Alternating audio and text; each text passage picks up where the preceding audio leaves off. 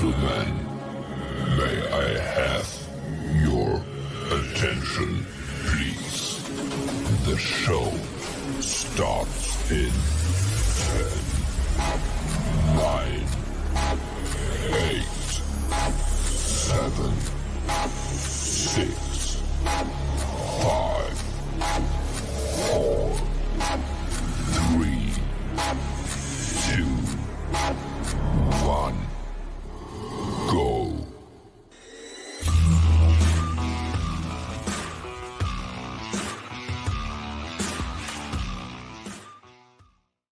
Good afternoon and welcome to another edition of the Right Fit Podcast. I'm your host, Darryl Jacobs. Join me every Friday at noon Eastern Time with guests from professional sports and collegiate athletics. But joining me today is the first female commissioner of the Mid-Eastern Athletic Conference, also known as the MEAC, and Division I HBCU. Please welcome to the Right Fit, Miss Sonja Stills. Thanks for having me, Darryl. I gotta pause this. Well, thank you for taking the time to join me today out your busy schedule. But before we get started with the Q&A, please share your background and journey in collegiate athletics. Oh, wow. So I actually always say I fell into athletics. So when I was doing my undergraduate degree, because I thought I was going to be like student activities, doing all the parties, I had just pledged Delta, I was into all that. So, but my undergraduate internship supervisor moved to athletics. And when I was doing my master's at Hampton, I wanted to work with her again. And so she was the coordinator of academic support at ODU. And I was like, well, I'll give it a try. I really want to work with her. And I loved it. And so when I graduated, I was just sending out, and I won't tell my age, but I was sending out my resume asking to start the athletic academic support programs, to the local colleges. And it's funny because I sent it to Dr. Thomas, who ended up being my boss at the time. And he called me to play phone tag. And, again, I want to say my age.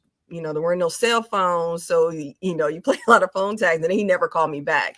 And so as I still volunteered and worked at ODU, I had a couple of friends who were coaches at Hampton University.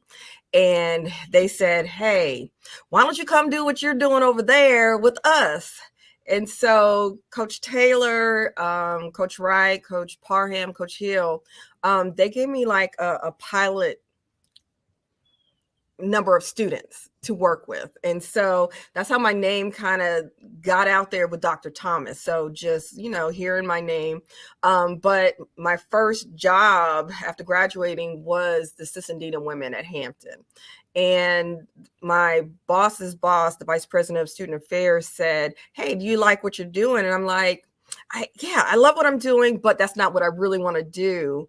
And it just so happened that he was the chairman of the athletic certification program, and he set up an interview with Dr. Thomas, and he hired me. So I started the athletic academic support program at Hampton. About maybe a year later, I became the senior woman administrator. I do not have a so-called sports background, even though I was highly recruited for church softball until I had a season-ending injury when I fell off the bench. But other than that, that was it. So Dr. Thomas gave that opportunity to learn more about athletics, game operations, marketing, and that type of thing. So that's why I kind of, whatever he asked me to do, I was all in, just so I can just learn and take on whatever new challenge that was going to be. So when he left Hampton to be the commissioner 2 months later, he gave me a call and he said, you know what, it's time for you to get paid for what you're worth. And I was like, okay. And he said, and I had never left home from the Hampton Roads area my entire life, well, since third grade. And he said, only thing I have is a director of compliance. And I'm like, I don't even like compliance, but I'm coming. And so from the director of compliance, I moved all the way up to finally being the chief of staff, chief operating officer, and then subsequently ended up being the commissioner. Now that you're the commissioner, and for viewers and listeners who don't know, the Mid-Eastern Athletic Conference is a HBCU Division I conference, one of two that currently exists right now. What does athletics looks like in the MEAC conference? After we have we have 14 sports now. We have Elite Eight member institutions, starting with Delaware State, Coppin State, Morgan State, Howard University, Norfolk State, University of Maryland Eastern Shore, North Carolina Central, and then South Carolina State. We are about, of course, storytelling at this point with our vision, with our conference, telling the stories of the conference. We're 52 years in the making. And so we have a great athletic history. If you think about it, out of ESPN, the 5 upsets, the MEAC has 3 of those upsets of beating number 2 seeds. Yes. So how amazing is that? So we have a tremendous history coming out of the MEAC. And so we are down for the fight. You were named commissioner in October of 2021, but officially took over at the top of the year, which was January of 2002. What was that feeling like, after you were named and then had to wait until the exit another couple of months to Dr. Thomas? And how was that feeling in between? It was surreal. It is very surreal. So, who could have imagined that I'd be right here? I always say that God kind of led me through, my journey, because this was not something that I, would have set as my goal. So being here was amazing. Even though Dr. Thomas was still here, I still don't have a job as a commissioner yet, so he still have work to do. He changed his mind, right? Right. And you still have to, because for him, he always just say, she's not my left hand, she's not my right hand, she's my blood. Mm-hmm. Which meant that I was the one he trusted, the one person that would execute, make sure that things are moving. So I couldn't just get a big head like I'm the commissioner now. No, I still do my job. Have your feet be where your feet are grounded. Mm-hmm. So if the job is still being a chief operating officer, chief of staff, then that's what I do until that. Now, was I pushing him out the office? Of course. But it's time for our divorce, but my job was just really kind of looking at staff at that same time as well, to see who's really going to fit in with my vision for the conference, which is, different from where Dr. Thomas brought us so far, so how are we going to move forward in the vision that I have, and who's going to really fit within that? Let's talk about leading up to you being named commissioner. Was there an interview process? Talk about the interview process leading up to that and before being named the commissioner. Yeah, so the Council of Chief Executive Officers hired Parker search firm. And so, of course, they did all the ins hide the top dogs, huh? Yeah. And so, shout out to Parker Search. Yeah. So, going through that process, what I did was I reached out to Jackie McWilliams. I reached out to great resource. Oh my gosh. Reached out to Commissioner Charles McClellan, just to kind of, let them know this is what I want to do, and they were tremendous in providing their feedback or how the best way to set myself apart from Dr. Thomas, because that's going to be important when, the presidents want to know that it's not going to be the same old. They want to understand that you have your own vision for the conference and how to move it forward. So, reaching out to those folk, and then, kind of looking in at myself, like, what do I see the conference? I know, because I'm an insider, I know what needs to be done. So how do I, plan that out and make it look like something that's palatable to the Council of Chief Executive Officers? So I did that. I worked with one of my former, one of the most important thing is I invested and paid for somebody to redo my resume. Now, I had not done my resume since, and I had not had an interview since 1998. Say that again. And a lot has changed since 1998. A lot. And I'm looking at the resume like, okay, this is not going to cut it.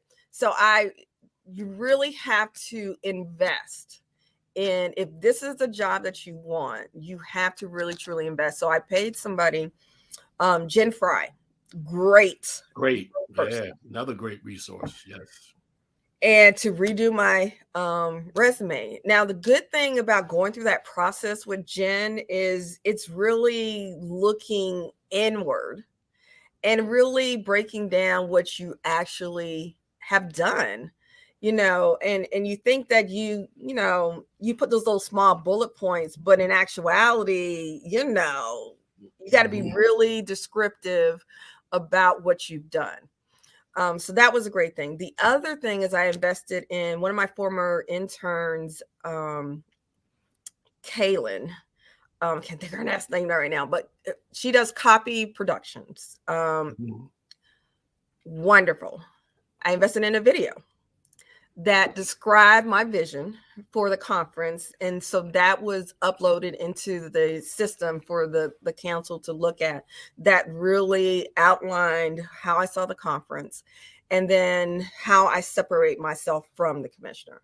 So the current commissioner.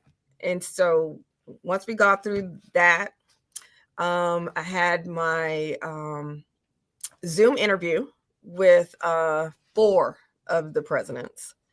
And it was more of a conversation because, of course, they're familiar with me, but they didn't know me.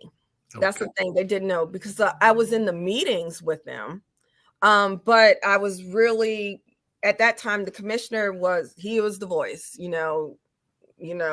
he does the talking for the conference. So I was in there and I had, various things here and there, but they didn't really truly know me and what my experience was.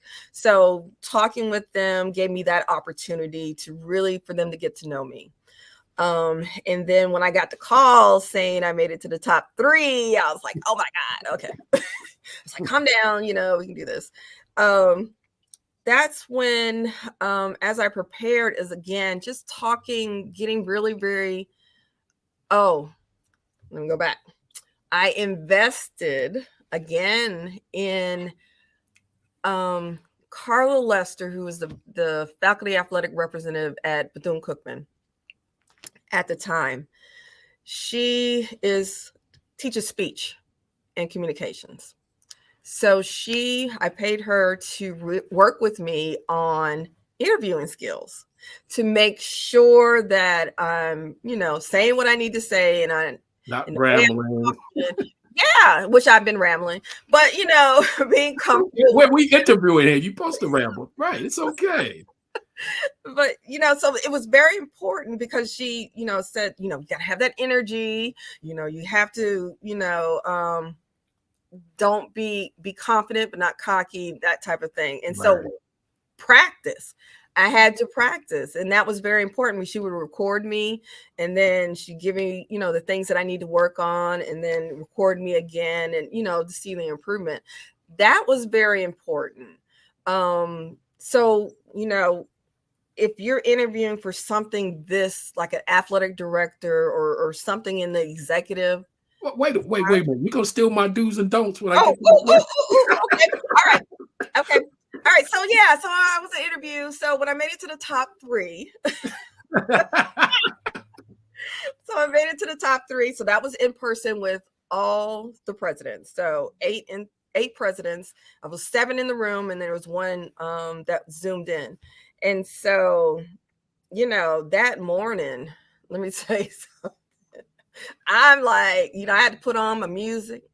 I put on some Lizzo, had to put on some Mary J. Blige and Jill Scott. And, I get hyped, like, okay, you could do this. And it was looking in the mirror saying, you know what? Let God, let go. Let's do it. Whatever happens, happens. I'll be fine. And so I get into the room, and one of the first questions they ask is, why do you want to be the commissioner? And I was like, why not? And then I was like, oh my gosh, come on. It's like, right. There's always that softball question. That's the question a lot of people stumble on. Yeah. And it's like, why not me? I know the conference. I know where we've been, and I know where we need to go. And so that all went, and then then I got the call from Chancellor Johnson Akinley from North Carolina Central, and and that was history in the making. That was history. That I made history. So why do you think you were the right fit? I think I was the right fit because, one, I knew where we were, and I had a plan of action.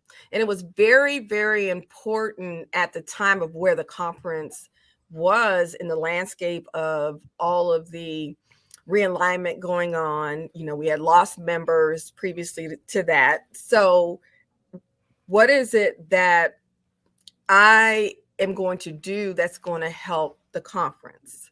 My vision of, storytelling, the missed opportunities to tell the stories of what's going on with the conference, what's going on with our member institutions. So that's very important. Being on more on a national platform, particularly with our Olympic sports, how's that going to happen? And getting that, accomplished is one of the things. So I think they were my interview and the things that I set in my vision was something that they could buy on. It's something new and fresh and innovative. We're going to take a commercial break. You're listening and watching The Right Fit. The Right Fit podcast is brought to you by Rising Coaches Search and Consulting. Tired of spending what seems like all of your time and budget filling coaching vacancies? Let Rising Coaches Search and Consulting handle your next coaching search. Our process is simple. We identify, vet, and recruit a talented and diverse group of professionals that fits your institution's profile, all for a low price that we guarantee will beat our competitions. Plus, all of your searches will be handled by former coaches, meaning we will get the best possible insight on all of your candidates, and you'll get the perspective that only a former coach could provide. For testimonials, a full client list, or more information, please visit risingcoaches.com. Welcome back to The Right Fit. I'm your host, Darryl Jacobs, and I'm with the MEAC Commissioner, the Mid-Eastern Athletic Conference Commissioner, Ms. Sonja Stills. She is the first female athletic commissioner in the MEAC Conference, as well as HBCU Division I athletics as well. Let's talk about the do's and don'ts. You hit upon them a little bit, but yours was a little bit different because you had interviews since 1998. So, but also it's important that what you mentioned about getting your resume done as well. Give me 2 do's and 2 don'ts when interviewing. Do your homework. There's many times, I was always on the other side of hiring. So, I sat in the other seat, and there's many times of people that came up to interview, didn't have a clue what the MEAC was about, what schools were in the MEAC. And that's important. That's important. And that's one of the, I would do the initial interview, and they were like, they're great. But I know when Dr. Thomas was going to interview him, the first question out of his mouth was, what do you know about the MEAC? Right. So, do your homework and find out what the culture is like at where you're going. And that's very important, because coming in the conference office is different than working on a campus. We're more corporate. You know, you don't just run out when you wanted to. You know, we're 8:30 to 5:30. You know, but understand too, we're in athletics, so sometimes you don't leave at 5:30 because there's still stuff going on. So, but we're more structured in the conference office rather than on campus. So you got to learn the culture to see whether that's going to be the right fit for you. Not only, you know, the I company's finally got you to say it. I finally get my guest to say the right fit. the right I, fit. I You love it. know, the company needs to know, or whoever you're interviewing, make sure that you're going to be a right fit for the organization, but you yourself have to make sure it's the right fit. You know, being in the conference is all, you know, the glitz. I won't say the glitz and glamour, but you have that oversee of all these institutions. But then, you know, people don't last here if they feel constrained. You know what I'm saying? So, you know, you don't have the latitude that you would normally. And then, you know, again, if you're working from a predominantly white institution to an HBCU, that's a culture shock. You know, at a predominantly white institution, you may be focused on one particular area or subject. At HBCU, you're going to wear multiple hats, and you have to be comfortable with that and understand that the last line in the job description says other duties as assigned. You know, they forget about that, but other duties as assigned. So you have to be open to doing, you know, different things. And, you know, your job is not an a la carte, you know, based on, you know, Right. you know. Give me some don'ts. So some don'ts, I would say, don't talk poorly about your previous institution, because I would think that if you're talking bad about them, then you're going to talk bad about my organization as well. So, you know, you got to be very, very careful about how you respond. Just saying, well, it wasn't right fit for me, you know, or, you know, it just didn't align together, but, you know, I want to do X, Y, and Z, and that's why I'm out here looking. What does the right fit looks like for the MEAC conference? Describe it. You know, you hit upon it a little bit, but I want you to tell, you know, because we got coaches looking to transition that watches the show, and administrators that may be looking to switch up, whether they're on the college campus or coming into the commissioner office of the MEAC conference. So the right fit for the MEAC is somebody who is innovative. You know, somebody's going to think outside the box. Somebody who is going to be ready to story tell, you know, whether that's visually or graphically. Somebody who is, you know, when they're talking to corporate partners, that they're talking about impact investing in the conference and our member institutions. You know, when you're talking to corporate partners, we don't want to talk about signage and all that. No, what values does the corporate partner have that aligns with our values and missions that's going to leave a legacy for our institution? So it's that mindset of a can-do attitude, not afraid to get their hands dirty, but somebody who is not set in their ways, that they can't dream and be creative, because that's the only way that the conference will not get stagnant, if we don't push the envelope. And it's okay if we fail, but at least we tried and we know we can do something a little bit different. So you got to have that energy, or to just get out there and, you know, hey, let's do something new. Let's talk about job opportunities in collegiate athletics. You know, we had to pivot. You know, I spent over 20 years in collegiate athletics as a head men's basketball coach and an athletic administrator as well. But over the last 3 years, you had to pivot. You know, COVID came about, and then, you know, of course, the social justice issues. And then from there, NIL and the transfer portal. Talk about some job opportunities now that may be on the horizon in collegiate athletics. So with the transformation of Division I, you know, and what's to come, so we can kind of predict that it's more focused on the student experience and the students mental health and well-being. So the jobs are going to be more towards the athletic trainers, more towards sports psychologists, more athletic academic support services, compliance coordinators. It's really going to be honed into the student athlete experience, student support services. So I think that's really where the jobs are going to move towards. Let's talk about, and I get this question all the time, candidates ask me, or prospective candidates when they go on for a job, what can I do to stand out? Differentiators, as I call them. What can differentiate somebody from the competition doing a job interview to make them stand out? Dress the part. First and foremost, people come and they not dressed to, I don't say the nines, dressed to the nines, dress for the job that you really want, even though you may be going in as a coach, don't dress as a coach, dress as the administrator, people want to see your style, that you're going to well represent their company.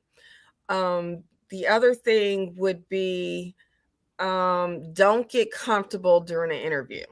And I've seen that before, where you're cocky, like, they need me. Yeah.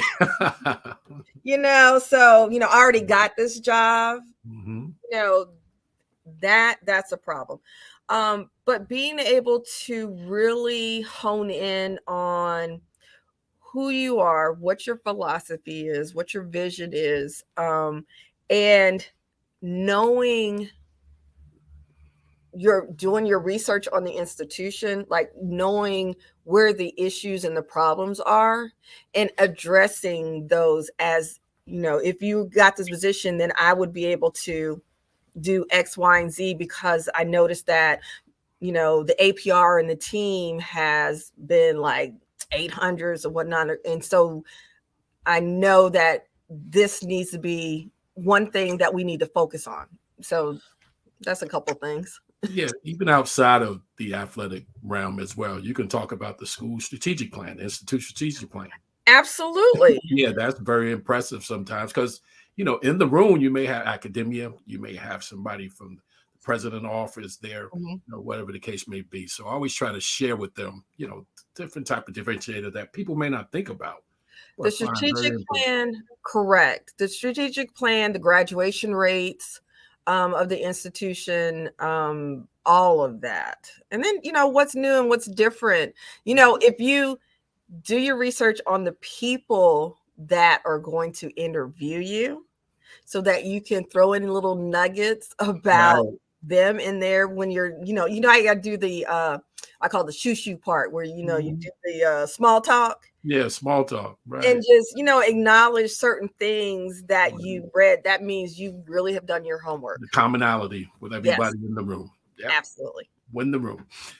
My last question, which is my best question, okay. called word association. I say a person, place, a thing. You say the first thing come to mind, and you can elaborate on it as well if you decide to do so. Okay. Old Dominion University. Foundation. Hampton University. Finding the HBCU culture. Family. Everything. I would not be here without my family. And finally, collegiate athletics. My heart. I found my heart. Sonja Stills, thank you for joining me this afternoon, and thank the viewers as well as listeners for tuning in as well. Join me next Friday with another great guest here on The Right Fit. Until then, please stay healthy, stay safe, and have a wonderful weekend. The Right Fit Podcast is brought to you by Rising Coaches Search and Consulting. Tired of spending what seems like all of your time and budget filling coaching vacancies? Let Rising Coaches Search and Consulting handle your next coaching search. Our process is simple. We identify, vet, and recruit a talented and diverse group of professionals that fits your institution's profile. all for a low price that we guarantee will beat our competitions. Plus, all of your searches will be handled by former coaches, meaning we will get the best possible insight on all of your candidates, and you'll get the perspective that only a former coach could provide. For testimonials, a full client list, or more information, please visit Rising